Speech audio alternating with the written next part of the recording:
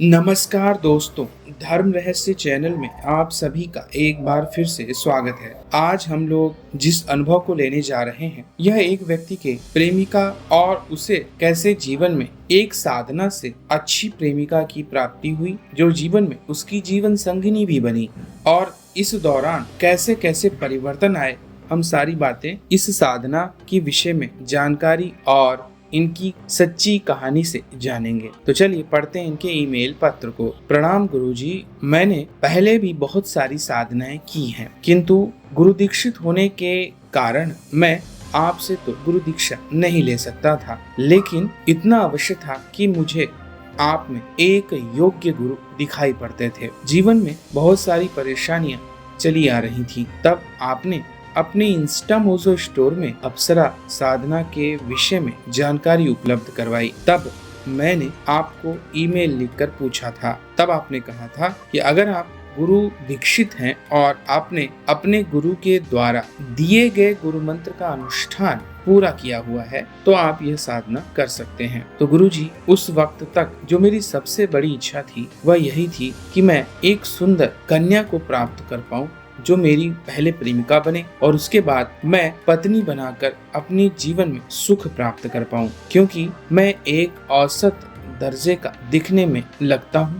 इसी कारण से कोई भी कन्या अभी तक मुझसे आकर्षित नहीं हुई थी। इसके अलावा मैं सच्चे प्रेम के लिए भटक रहा था। मेरे में इतनी सामर्थ्य भी नहीं थी कि कोई सिद्धि को सच में प्राप्त कर पाऊं। मेरे योग्य गुरुजी, जिनसे मैंने गुरु दीक्षा ली थी, उनकी साधना मैं वर्षों से करते चले आ रहा था, लेकिन उसमें भी मुझे पूर्ण सफलता नहीं मिली थी। ऐसे में आपके द्वारा दी गई इस साधना पर विश्वास करके मैंने आपका नाम लेकर इस साधना को शुरू किया। सबसे पहले मैंने इसके लिए बाजार से पीले रंग के वस्त्र खरीदे और पीले रंग का ही ऊनी आसन, जो कि इस साधना में लगता है, मैंने उसकी व्यवस्था की थी, जो कि जिस दिन तक मुझे साधना करनी थी तब तक नहीं उपलब्ध हो पाया। लेकिन फिर दूसरे मुहूर्त से मैंने इस साधना को शुक्रवार की रात्रि से शुरू किया था, और फिर जैसा आपने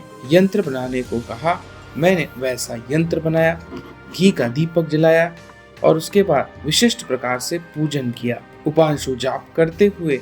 उसके बाद फिर मैंने जो अद्भुत यंत्र आपने दिया है उसमें सम्मोहन वाले मंत्रों का जाप किया, और फिर मैंने अप्सरा का मूल मंत्र पढ़ा। इस मंत्र का मैंने रोजाना 31 दिनों तक जाप किया। साधना के लगभग 39वें दिन, जो कि 40वें दिन से एक दिन पहले का दिन होता है, उस दिन मुझे स्वप्न में एक महासुंदर कन्या दिखाई दी। वह मेरे पास आई। मैंने उसे कहा कि तुम क्या मेरी प्रेमिका हो? तो उसने कहा, मुझे प्राप्त करना तुम्हारे बस की बात नहीं है, लेकिन तुमने मेरी साधना सच्चे हृदय से की है, इसलिए बताओ तुम्हारी क्या इच्छा है। तब मैंने कहा, तुमसे ज्यादा सुंदर मुझे नहीं मिल पाएगी, तुम मुझे किसी भी प्रकार से चाहिए ही चाहिए। तब वह हंसकर कहने लगी, मैंने बताया ना कि तुम मुझे प्राप्त करने योग्य शक्ति नहीं रखते हो, तुम अपनी कोई दूसरी इच्छा बताओ।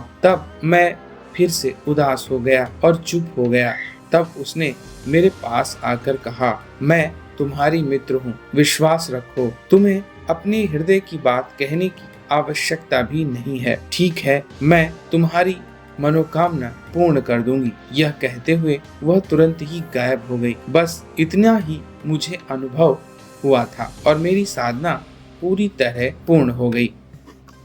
मैंने सारी साधना के सारे नियमों का पालन किया, ब्रह्मचर्य की पूर्ण रक्षा की और समस्त प्रकार से साधना को पूरी तरह पूरा किया। उस दौरान क्योंकि मैं घर से बाहर रहकर साधना किया था, इसलिए कोई समस्या भी नहीं हुई। मैं किसी के संपर्क में भी नहीं आया, लेकिन इस बात से मैं थोड़ा अचंभित था कि पहली बार ही सही, लेकिन स्वप्न में किसी कन्या के दर्शन हुए, जो दैवीय कन्या दिखाई देती थी। तब मैंने सोचा, पता नहीं यह साधना सफल हुई भी है या नहीं। हालांकि आपके पीडीएफ में बताए गए तरीके में मैंने कोई कमी कभी नहीं छोड़ी। बस यही सोचकर मैं अपनी साधना को समाप्त करके अपने गांव वापस आ रहा था कि तभी हमारी जो बस है उसका टायर खराब हो जाता है।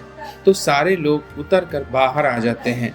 वह ड्राइवर बाहर उतरकर यह कोशिश करता है कि चलो दूसरा टायर लगाया जाए, पर टायर लगाने के बाद भी इंजन अब स्टार्ट नहीं होता है। तब वह कहता है कि आप लोग परेशान मत होइए, हमारे रोडवेज की दूसरी कोई बस आएगी तो आप लोग उसी से निकल जाइएगा। तब थोड़ी देर बाद एक बस आती है और हमारी सारी सवारियां उस बस में चढ़ा दी जाती हैं।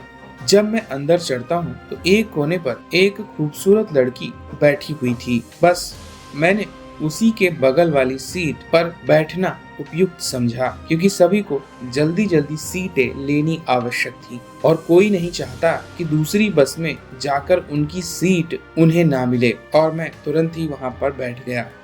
तब उस लड़की ने खुद मुझसे बात की। उसने कहा, आपके शरीर से तेज खुशबू आ रही है, आपने बहुत ज्यादा परफ्यूम डाला हुआ है क्या? तब मैंने हंसते हुए कहा, नहीं, मेरे शरीर से पता नहीं क्यों आपको ऐसी खुशबू आ रही है, लेकिन मैं तो परफ्यूम डालता ही नहीं हूँ। तब वह कहने लगी, अरे आप तो सामने सामने झूठ बोलते हैं। तब मैं भी भौचक्का रह गया, क्योंकि ऐसा तो पहली बार है कि कोई लड़की मुझसे इस तरह बात कर रही थी, और वह भी ऐसी बात कह रही थी जो कि सच में असंभव थी। मैं कभी भी शरीर के ऊपर परफ्यूम नहीं डालता हूँ।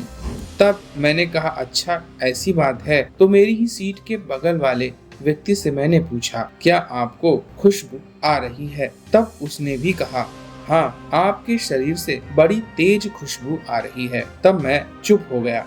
मैंने सोचा शायद कहीं गलती से कोई सेंट मेरे ऊपर तो किसी ने नहीं गिरा दिया। हो सकता है जब मैं बस बदल रहा हूँ तब किसी का सेंट मेरे पर गिर गया हो। चलो, इससे कोई फर्क नहीं पड़ता। तब वह लड़की हंसकर कहने लगी, कुछ भी हो, लेकिन आपने बहुत अच्छा सेंट लगाया है, आपको झूठ नहीं बोलना चाहिए था। मैं उससे क्या कहता। मैंने कहा, यह तो अजीब बात है, लेकिन अगर आप कह रही हैं तो मुझे आपकी बात माननी पड़ेगी। तब वह कहने लगी, एक तो आप सामने सामने झूठ बोल रहे हैं, उसके बावजूद भी मान तक नहीं रहे हैं। अभी मैंने बताया ना, जब आपने भी दूसरे आदमी से पूछा तो उसे भी खुशबू आ रही है, तो फिर आप इस बात को मानने से इनकार क्यों कर रहे हैं कि आपने सेंट डाला हुआ है?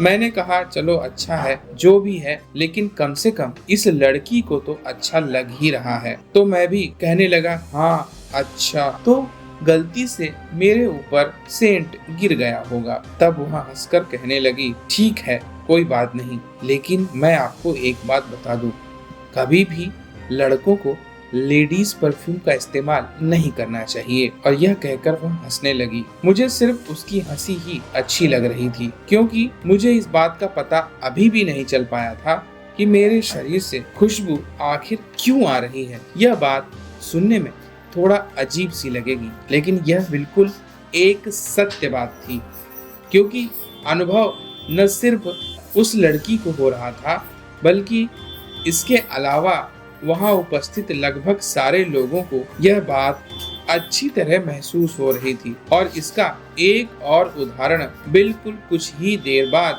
मेरे सामने आया। तब मैं और भी ज्यादा चकित हुआ। हालांकि मैं इस बात को जानता था। कंडक्टर मेरे पास आया और उसने कहा कि पिछली वाली बस में आप लोगों के टिकट नहीं काटे गए हैं। जिनके टिकट नहीं कटे हैं वह सारे लोग अपने टिकट कटवा लीजिए। तब मैंने कहा, मेरा भी टिकट नहीं काटा गया था। तो जैसे ही वह मेरे पास आया और कहने लगा, भाई साहब, कितना ज्यादा सेंट आपने डाला है। और यह सुनते ही वह लड़की फिर से हंसने लगी और मुझे फिर अजीब लग रहा था। ये आज कैसा दिन है, जिसे देखो वह यही कह रहा है कि मैंने बड़ा ही तेज सेंट डाला हुआ है, पर मुझे तो खुद से कोई खुशबू महसूस ही नहीं हो रही। शायद उस दिन मेरी नाक ही खराब होगी। थोड़ी देर बाद वह लड़की मुझसे फिर से बातें करने लगी। उसने बताया कि वह सामने वाले गांव में जा रही है। तो मैंने भी उससे कहा आप तो मेरे ही पड़ोस के गांव की रहने वाली हैं। ठीक है, हम लोग उसी जगह उतरेंगे। और वो भी शहर से आ रही थी, और क्योंकि गांव को जाने वाला रास्ता हम लोगों का एक ही रोड से होकर जाता था, और रोड के इस पार उसका गांव और उस पार मेरा गांव था, तब मैंने उससे कहा, चलिए हम लोग आगे जाने वाले रास्ते पर उतर लेते हैं। उसने अपना बैग उतारा, मैंने भी अपना बैग लिया और हम दोनों ही उतर गए। इसके बाद वह बताने लगी कि वह शहर से एमबीए की तैयारी कर रही है, और एमबीए की पढ़ाई वह करते हुए आगे जाके जॉब करना चाहती है। तब मैंने भी कहा, मैं भी बीटेक की तैयारी में आगे कार्य कर रहा हूँ, और मेरा बीटेक कंप्लीट होने के बाद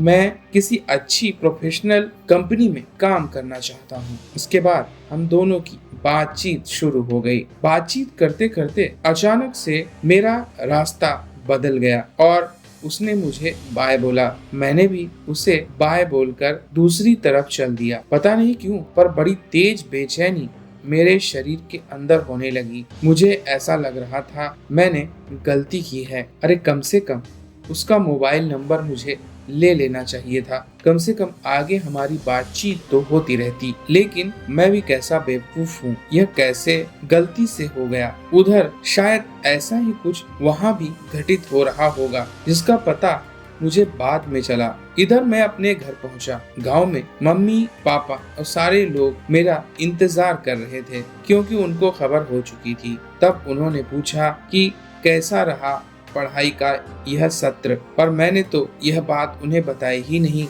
कि मैं अपनी साधना के दिनों में अपने इंस्टीट्यूशन में गया ही नहीं था। सिर्फ अपनी साधना उतने दिन मैंने की थी, और यह बात किसी को भी नहीं पता थी कि तब मैंने अपना बैग खोला और जो देखा वह चक्का रह गया। मैंने यही सोचा था कि उस लड़की से जुड़ाव की एक और वजह मेरे सामने होगी। गुरुजी, इसके आगे क्या हुआ मैं आपको आगे की घटना के विषय में अगले पत्र के माध्यम से बताऊंगा। अगर आपको मेरा अनुभव अच्छा लगता है तो आप इसे मेरी रिक्वेस्ट पर अवश्य ही प्रकाशित कीजिएगा। आपका विशेष रूप से धन्यवाद। नमस्कार गुरुजी। तो देखिए, यहाँ पर इन्होंने साधना के बाद उनके साथ होने वाली अप्रत्याशित घटना और एक लड़की से उनकी मित्रता के संदर्भ में बताया है। अगले पत्र के माध्यम से आगे की कहानी को जानेंगे। तो अगर आज का वीडियो आप लोगों को पसंद आया है तो लाइक करें, शेयर करें, सब्सक्राइब करें। आपका दिन मंगलमय हो। जय मां पराशक्ति।